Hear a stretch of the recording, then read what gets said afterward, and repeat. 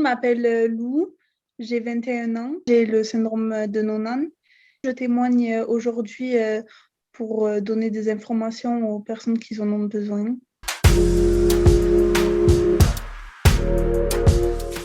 Comment ça se passe avec ta famille? Est-ce qu'ils comprennent bien un petit peu ce que ça signifie, ce syndrome? Eux aussi, ils ont grandi avec. Je suis comme eux, en fait, il n'y a pas de différence, voilà. Il n'y a pas de différence entre eux et moi. Ils se sont posés des questions, je pensais. Mon grand frère et ma grande sœur, mais après, tant que je suis pas bizarre, bizarre, différente, on va dire, voilà quoi. Ça les interroge pas plus que ça. Ils se sont peut-être renseignés de leur côté, voir ce que ça voulait dire. Non, je pense qu'ils sont restés sur des explications de mes parents. Dès que j'ai un rendez-vous, ils me disent si tout va bien. Tant que ça roule, ça roule. C'est la même chose avec ta famille étendue, du style grands-parents, oncles, tantes. Oui, après, dès que j'ai un rendez-vous, ils posent des questions si tout va bien. Et voilà, tant que ça va, ça va. Je te demande ça parce que souvent, dans le cadre des maladies rares, c'est compliqué pour les proches de comprendre. Après, vu que je suis née aussi avec, je pense que c'est plus facile pour tout le monde de comprendre. Avec tes amis, c'est la même chose ou tu as dû expliquer? Mes amis, ils savent pas. J'ai une amie, oui, parce que quand j'avais des rendez-vous, tout ça, je lui disais.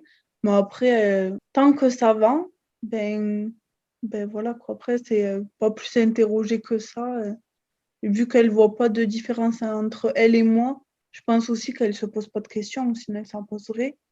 Mais voilà. Après, il y a des amis, juste comme ça à l'école, et ils ne savaient rien de moi, de ce que j'avais. Même les professeurs, hein, ils ne savaient pas.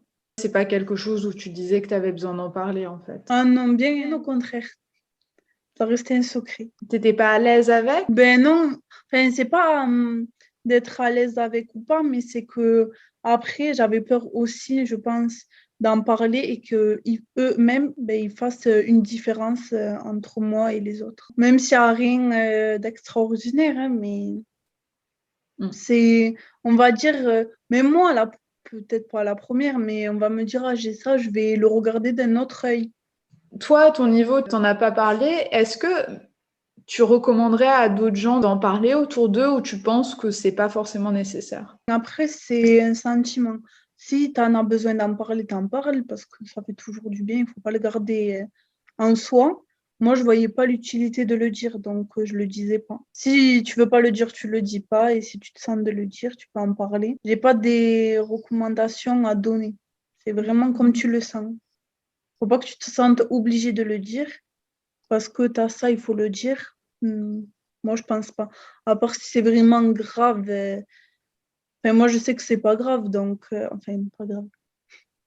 Ça dépend, quoi, comment on peut l'interpréter.